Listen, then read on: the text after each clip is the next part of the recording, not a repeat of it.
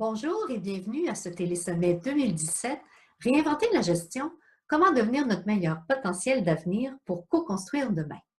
Ce télésommet a pour objectif de vous faire découvrir différentes façons de percevoir, de penser et d'exercer la gestion qui soient rassembleuses, stimulantes, valorisantes, propices à l'amélioration continue et à l'innovation et qui permettent de résoudre des situations complexes et de bâtir ensemble un avenir durable et responsable.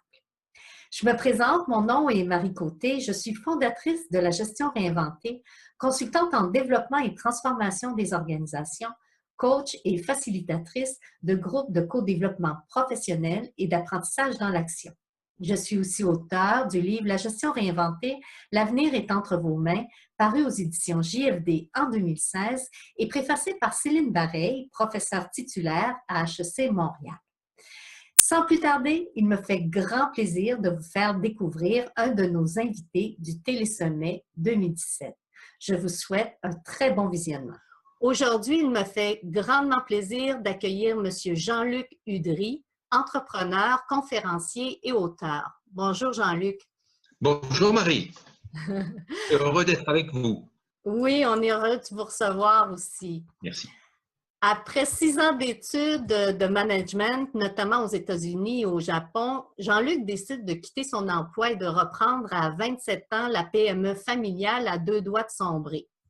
Passant du jour au lendemain du statut d'employé, confortablement installé, à celui d'entrepreneur écrasé de stress et de responsabilité, il y développe jour après jour un management par la confiance, surmonte les obstacles et redresse l'entreprise spectaculairement, dirigeant au total plus de 1000 personnes pendant près de 20 ans.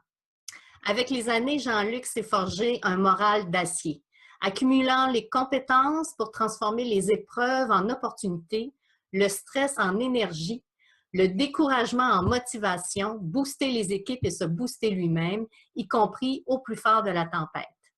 Surnommé dans la presse le solutionneur, en référence à ce vécu particulièrement riche, ses conférences et ses formations ravissent les auditoires apportant des solutions facilement applicables qui ont prouvé leur efficacité. En 2016, il est élu secrétaire général de l'Association française des conférenciers professionnels. Il est aussi speaker de la Ligue des optimistes de France. Jean-Luc a écrit « Craquer ou pas, l'incroyable histoire vraie qui améliore la vôtre », paru aux éditions Moralotrope et sélection du prix du livre Optimiste 2014, et « Devenez un leader irrésistible, créer la confiance à tous les étages et par tous les temps », paru aux éditions Maxima, Laurent Deminil en 2016. Dans cette entrevue de 20 à 30 minutes, nous parlerons de management par la confiance. À travers l'histoire de Jean-Luc, de son expérience, nous explorerons comment la rétablir, comment la créer. Pour commencer, Jean-Luc, est-ce que vous pourriez nous faire un résumé de votre parcours professionnel?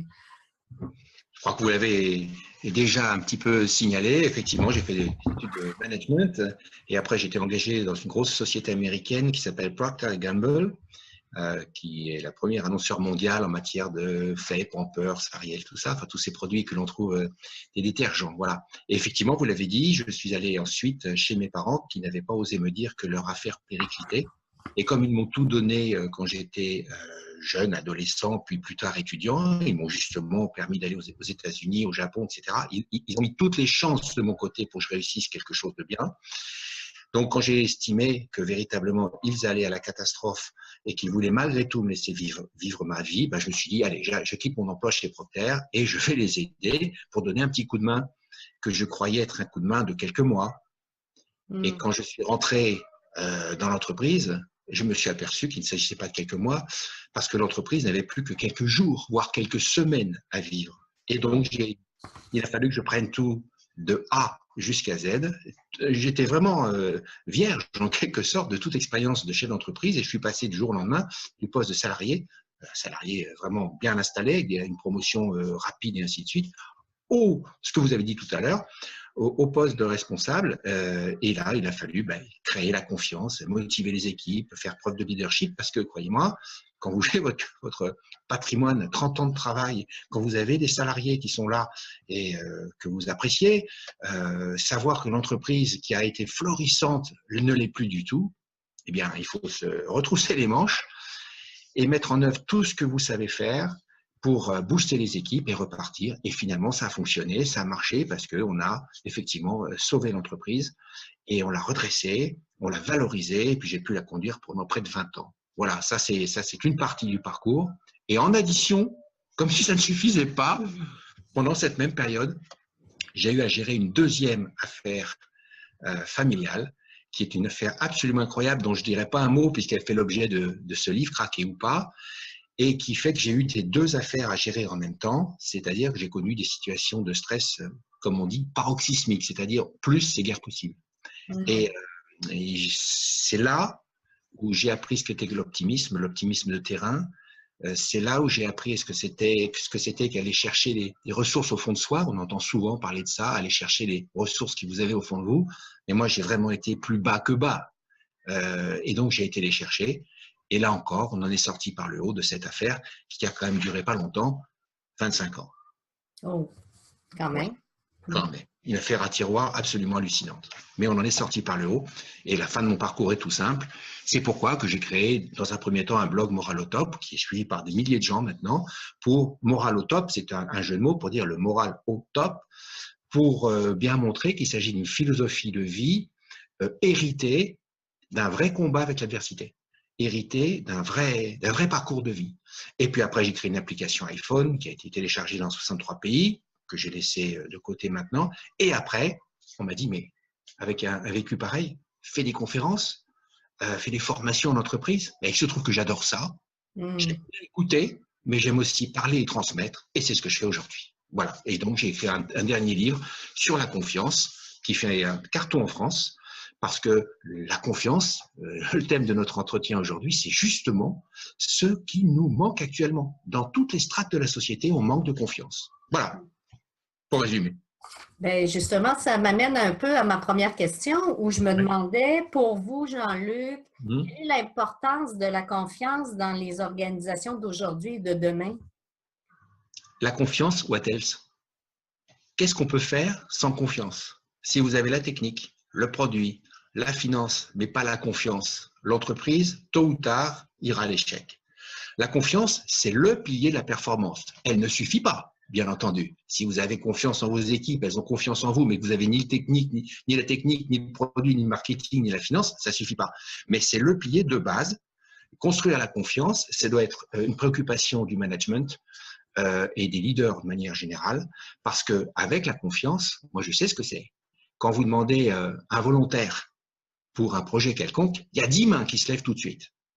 Et quand vous avez réussi à obtenir ce résultat, c'est que la confiance est installée. Et aujourd'hui, dans la vie politique en France, de gauche ou de droite, peu importe, on s'aperçoit que la confiance n'est pas là, mais pas seulement en France. Dans le monde entier, tous les bouleversements qu'il y a dans le monde actuellement, c'est en partie parce qu'il manque de la confiance. Donc aujourd'hui, pour répondre à votre question, quelle est la place de la confiance dans les organisations de demain? Je crois que c'est le pilier essentiel de la performance. Si on n'a pas de confiance, on n'a pas de résultat.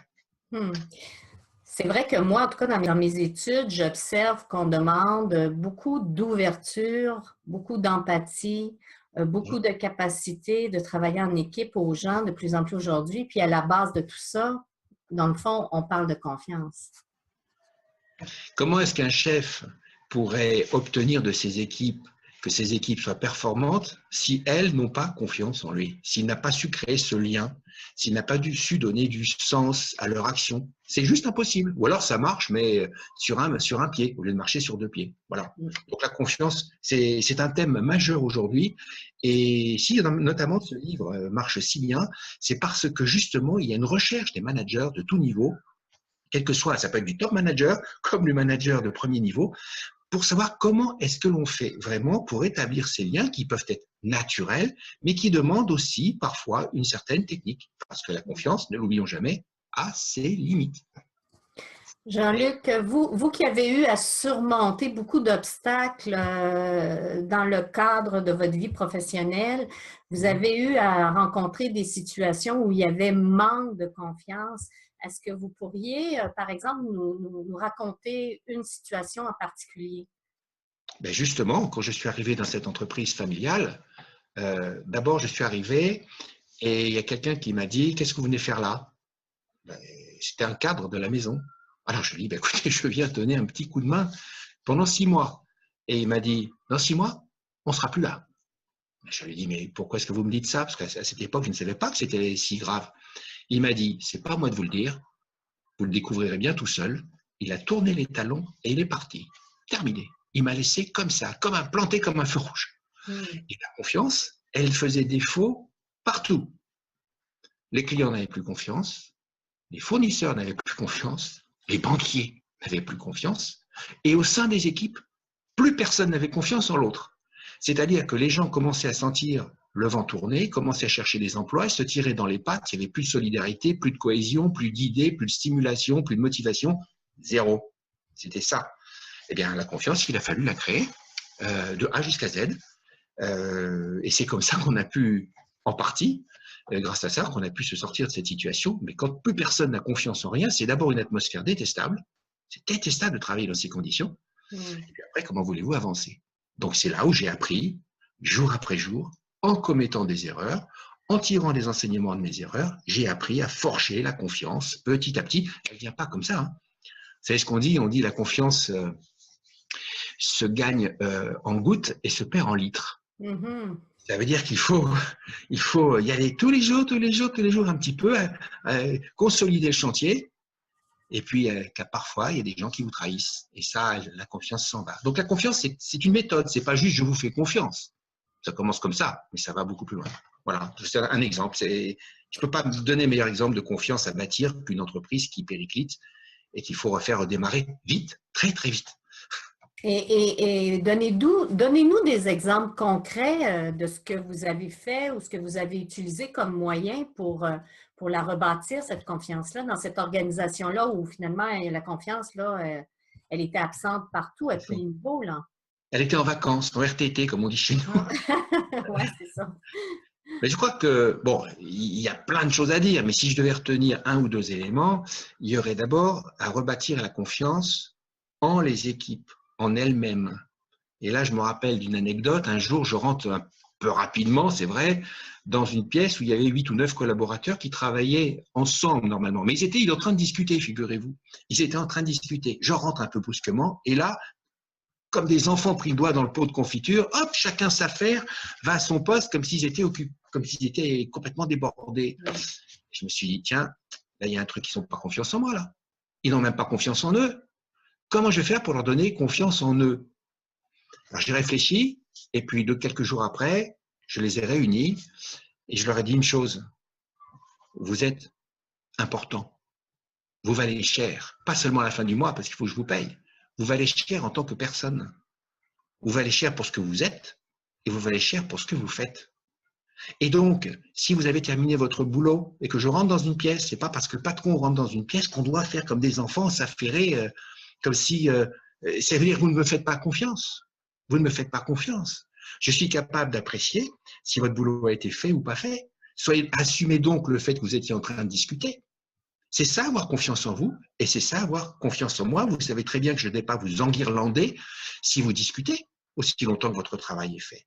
Voilà, ça c'est un tout petit exemple, mais ça a été significatif, et je me rappellerai toujours que par la suite, quand on s'en a échangé avec les équipes, tout ça, je croisais les gens dans le couloir, ils disent hop, on est important. Et le fait de dire aux gens, vous êtes important, déjà, c'est là encore le premier pilier de la reconquête, de la confiance en soi. Et c'est ça, c'est par là que j'ai commencé. Il y a eu bien d'autres choses, mais c'est le premier pilier. Les gens se sont sentis confortés. Tiens, on nous dit qu'on est important. On est… comment? Vous avez adressé directement la question avec eux dès le départ. Oui. C'est-à-dire que là, vous êtes important en tant que personne. Vous êtes important aussi pour ce que vous allez faire, parce que vous jouez votre job. Nous, on joue notre patrimoine. Et on est tous dans le même bateau, les amis. D'abord, je n'ai pas dit les amis, parce qu'on n'est pas amis. C'est une expression. Mais on est tous dans le même bateau. Et ce que vous faites est décisif. De celui qui ouvre la porte jusqu'à celui qui fait l'échec à la compta, vous êtes tous décisifs. Et donc, c'est comme ça qu'on a pu remettre tout le monde sur les rails. Et ce discours neuf a créé une ambiance sur laquelle ensuite se sont créés d'autres piliers, si vous voulez. Mais c'est comme ça que ça a commencé. Et je pense que ce jour-là, eh bien, on a franchi un cap, en fait. On a commencé à créer la confiance en disant cela. Oui, je vous écoute. Et d'autres actions, est-ce que vous avez… parce que là, on parle comme d'un point de départ. Qu'est-ce qui est venu après? Alors ça, c'était pour leur donner confiance en eux. Et après, il a fallu leur donner confiance en moi. Parce que j'arrivais, le fils du patron, comme ça. Quelle était ma légitimité? Parce que j'ai fait des études de management. Alors, pour créer cette confiance qui m'avait été refusée par le premier cadre que j'ai rencontré en arrivant dans l'entreprise, j'ai utilisé une autre approche. Et je leur ai dit, en fait, ce qui est important, c'est que vous êtes chacun dans cette entreprise un solutionneur. Chacun, à votre place, vous avez la possibilité d'être une partie de la solution globale et moi, je suis chef d'orchestre de tout ça. Vous pouvez avoir confiance en moi parce que je ne joue pas contre vous, je ne joue pas contre mon camp, je joue avec vous. Et je vous donne la possibilité d'être chacun, à votre place, un solutionneur. C'est-à-dire que du plus petit échelon jusqu'au plus haut, vous avez chacun une part de la solution générale. La solution générale, c'est de sauver l'entreprise, mais de repartir du bon pied. Et vous avez tout ça. Et moi, je suis le chef d'orchestre. Je ne suis pas là pour vous taper sur les doigts, je suis là pour vous montrer la voie, pour vous montrer une vision, pour vous donner un objectif qui soit un objectif qui vous fasse lever le matin. Pas un objectif traditionnel, classique, il faut faire plus 3% ou 5%. Ça ne mobilise pas les gens. Je suis là pour vous dire, on est dans une situation difficile, on ne va pas les nier, mais on va se fixer un objectif majeur, un objectif auquel personne ne pourrait croire aujourd'hui, sauf nous, parce que nous sommes sur le terrain. Cet objectif, ça va être d'être l'entreprise la plus innovante de notre secteur. Voilà, c'est ça qu'on va faire, mesdames, messieurs. Ils m'ont regardé. Qu'est-ce qu'il invente? Il nous dit qu'il y en est important. Il nous dit qu'on est des solutionneurs.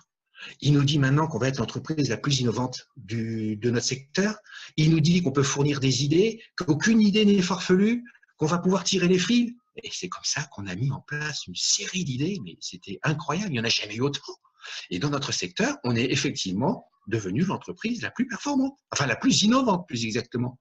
Et du coup, ça a participé à l'augmentation de la confiance, ça a participé à la reconquête des esprits, des clients, des fournisseurs qui se sont dit, tiens, qu'est-ce qui se passe? Les banquiers qui nous aimaient plus beaucoup, se sont dit, finalement, ils sont pas si mal, ces gens-là. Et voilà, ça a commencé à tourner un petit peu, et c'était un autre pilier de la confiance. Donc, ça a commencé par donner confiance aux équipes en elles-mêmes, donner confiance en le management, c'est-à-dire on est ensemble en majuscule, on est ensemble et on a un objectif commun, c'est de sauver votre emploi, sauver l'entreprise, et on se retrousse les manches et on y va tous. Mais j'imagine que pour faire ça, vous vous êtes donné des normes, des règles de fonctionnement, des moyens concrets. Bien sûr, on a fait ça, mais souvent la confiance n'est pas toujours palpable. Par exemple, moi, il y a quelque chose que j'ai fixé une règle qui était très claire, c'est peu importe quand vous avez terminé votre travail, vous l'avez terminé avec une minute d'avance, une heure d'avance, un jour d'avance, je m'en fous. L'essentiel, c'est qu'il soit fait et bien fait. Point. Si vous êtes là avec un jour d'avance par rapport à votre charge de travail prévue, par rapport à votre deadline, et que le boulot est bien fait, moi, je ne vais pas vous ennuyer une seule seconde. Parce que ce qui est fait a été fait et bien fait. Et de ce point de vue-là, je vous accorde toute ma confiance pour gérer votre planning. Vous savez qu'en France, on a des règles un peu strictes, on va dire. Tout cela est très codifié. Mais si vous donnez la liberté aux gens, si vous leur donnez le sens des responsabilités, si vous leur donnez du sens, pourquoi ils font ce qu'ils font? Où est-ce que ça les conduit? Qu'est-ce qu'ils ont à y gagner? Et si vous leur donnez la possibilité de faire leur boulot, si c'est prévu de terminer ce boulot vendredi soir et qu'il termine jeudi matin, et qu'il est bien fait, évidemment, tout va bien. Tout va bien. Et donc, on leur a donné ce principe-là. Le boulot doit être fait, bien fait. Si vous terminez avant, c'est pas grave. Au contraire. Voilà, c'est un des principes. Il y en a eu beaucoup d'autres. Mais je pense que c'est un discours qui a été apprécié. Parce que, j'allais dire, on faisait confiance. Oui, c'est exactement ça. On faisait confiance à l'individu. Et là, comme par hasard, après ces quelques mesures, les salariés ne regardaient plus leur montre le soir pour partir. Ils n'étaient plus à 3 minutes près. Alors qu'avant, oui, c'était un peu comme… Il y avait une chose qu'on ne risquait pas de voler chez nous, c'est la pendule, hein, parce que tout le monde avait les yeux dessus. Ça, voilà. Donc, on ne risquait pas de la voler. Mais une fois qu'on a changé de discours et qu'on a créé un peu la confiance, la pendule, on aurait pu la voler parce que plus personne ne la regardait. Et c'est pas pour, comme certains mauvais esprits pourraient le dire, c'est pas pour exploiter le salarié ou quoi que ce soit, pas du tout. C'est quand quelqu'un se sent motivé, il fait son travail, il le fait bien, il le fait au mieux. C'est ça la confiance aussi. Et comment vous avez travaillé la dimension plus affective? Je pense qu'on ne peut pas donner l'impression que tout est bien dans le meilleur des mondes. Il y aura toujours de l'avidité, il y aura toujours des conflits entre les gens, deux personnes viseront toujours le même poste, donc ça crée des inimitiés, ça c'est évident. Mais on a essayé de résoudre les conflits avant même qu'ils ne se produisent, en expliquant aux gens qu'ils étaient dans le même bateau. Et qu'ils étaient dans le même bateau et que si tout le monde tirait ensemble, il est probable que tout le monde ait à y gagner. Et c'est ce que j'appelle donner du sens. C'est-à-dire qu'on leur a fixé à chacun une mission, à chacun le rôle d'être un solutionneur, mais pour aller là, notre objectif, c'est ça.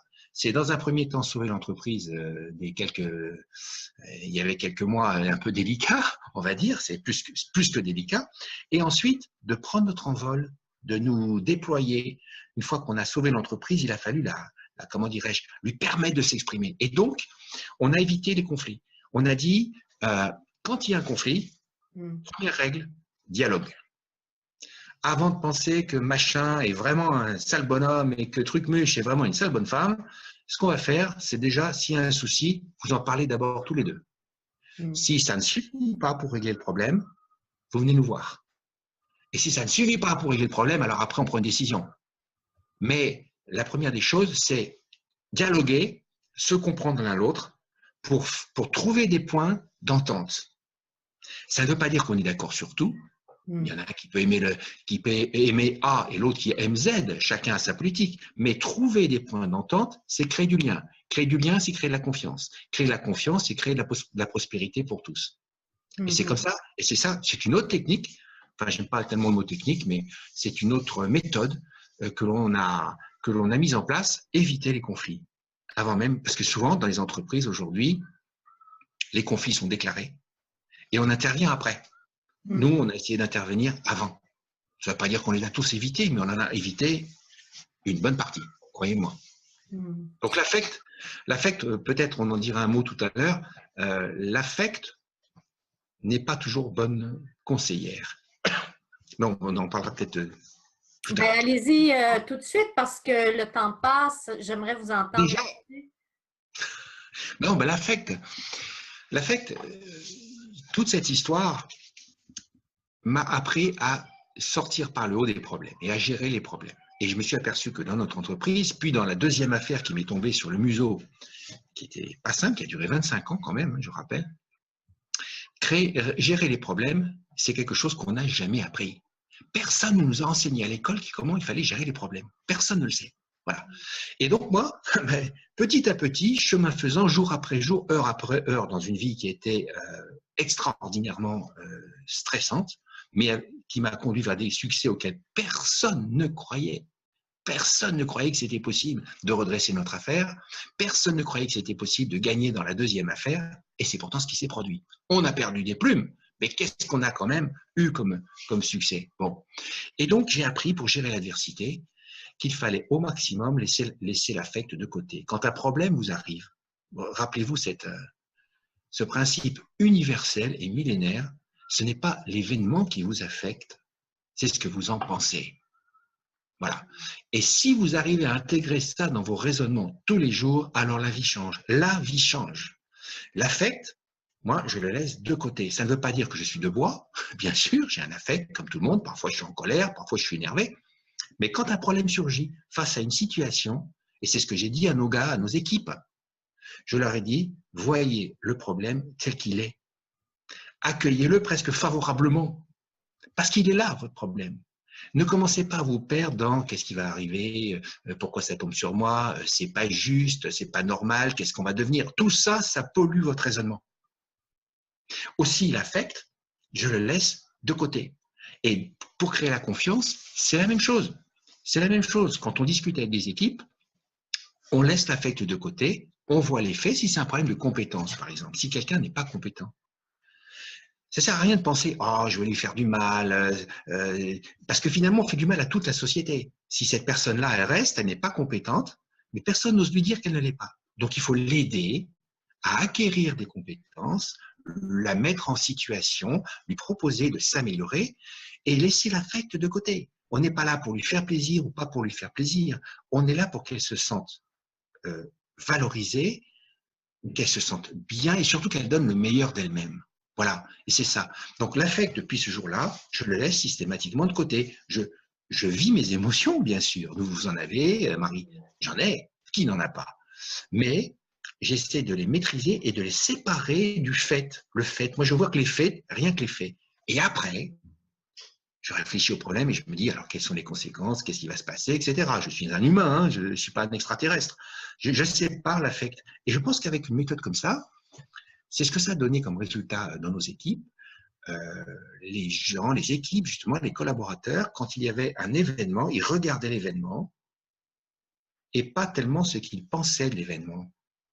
Et ça booste l'efficacité et ça booste la confiance. Parce que si vous commencez à vous polluer l'esprit avec, tiens, par exemple, on a perdu un marché au Japon, alors on a perdu un marché au Japon, alors ça veut dire qu'on va perdre en Italie, qu'on va perdre en Espagne, tout ça, ça pollue, ça ne sert à rien, ce ne sont pas des faits. Le fait, c'est qu'on a perdu le marché au Japon. On n'a pas dit qu'on allait le perdre en Espagne. Donc, voyons pourquoi on a perdu le marché au Japon, quels sont les faits, quelles sont nos responsabilités, voyons la réalité des choses, en laissant l'affect de côté. Voilà, je pourrais développer une méthode. Ce que j'entends dans le fond, c'est aussi que vous abordez les difficultés puis les problèmes de façon constructive. Oui, exactement. C'est exactement ça, parce que ça permet de garantir une meilleure qualité de la réflexion. Si vous regardez juste les faits. Alors, il y a une personne qui m'a dit dans une conférence un jour, elle me dit « Oui, mais est-ce que vous ne pensez pas que ce n'est pas un peu froid comme approche ?» Je dis « Si, c'est un peu froid comme approche, mais c'est drôlement efficace. Rien ni personne ne vous empêche de vivre vos émotions. Mais si vous avez perdu le marché japonais, c'est un fait, vous avez perdu le marché japonais. Regardez ce fait, tirez-en des conséquences, et au lieu d'aller imaginer des catastrophes qui vont vous arriver parce que vous avez perdu ce marché, essayez d'intervenir sur le fait que quelles mesures on peut prendre, on va aller faire un voyage au Japon, retrouver les clients, faire une offre commerciale, enfin bref, traitez le fait, plutôt que de s'encombrer la tête, perdre de l'énergie, perdre de la motivation, à être sous l'emprise de l'affect et uniquement de l'affect. L'affect n'est pas bonne conseillère. Jean-Luc, écoutez, on pourrait continuer longtemps, mais le temps passe. Peut-être vous auriez à faire un conseil aux gestionnaires. Là. Un conseil, vous leur diriez quoi? Un conseil pour bâtir la confiance? Oui. Soyez irréprochable. Vous êtes un leader, soyez irréprochable. Ça tient en 2 mots. OK, parfait. Alors, soyons irréprochables. Jean-Luc, je vous remercie pour Ne me dites pas, Marie, que c'est déjà terminé. Ben oui, c'est déjà terminé. Je pensais que nous en étions à l'introduction. Ben, vous pourrez poursuivre. Les gens vous inviteront à donner des conférences. Ah oui, au Canada. Oui, ça c'est dans mes projets d'ailleurs. Ça, c'est dans mes projets, absolument. Bon, ben alors, avis aux intéressés. Très bien, alors, merci. Merci beaucoup. Merci pour merci à vous, Marie. Entretien, pour nous avoir évidemment partagé comment non seulement rétablir la confiance, mais aussi comment la créer. hein, un élément qui, à notre point de vue, parce que je pense qu'on le partage, est tout à fait essentiel pour les organisations d'aujourd'hui et les Absolument. organisations, bien sûr, de demain. Absolument. Voilà. Alors, à ceux et celles qui nous écoutent et qui aimeraient en connaître davantage sur Jean-Luc, je vous invite à visiter son site web. Alors, je vous donne l'adresse www.jeanlucudry.com. Vous pourrez aussi accéder sur l'invitation que je vous ai envoyée à un lien qui va vous amener directement à son livre « Devenez un leader irrésistible, créer la confiance à tous les étages et par tous les temps ». Et puis, Jean-Luc vous propose aussi 2 liens de gratuité. Donc, vous pourrez accéder à 2 extraits de ces livres. Alors, évidemment, tout le monde, pour demeurer informé de nos activités, échanger et partager vos découvertes dans le cadre de ce télésommet, je vous invite à aimer notre page Facebook La Gestion Réinventée et à vous joindre au groupe Réinventer la gestion Télésommet 2017. Merci à tous de l'intérêt porté à cette entrevue. Merci encore, Jean-Luc. Merci à vous et bonne chance pour le télésommet. Oui, merci, merci. Et plaisir de vous retrouver dans de futures entrevues. Marie Côté, fondatrice de La Gestion Réinventée et auteure. Au revoir. Excellent, merci.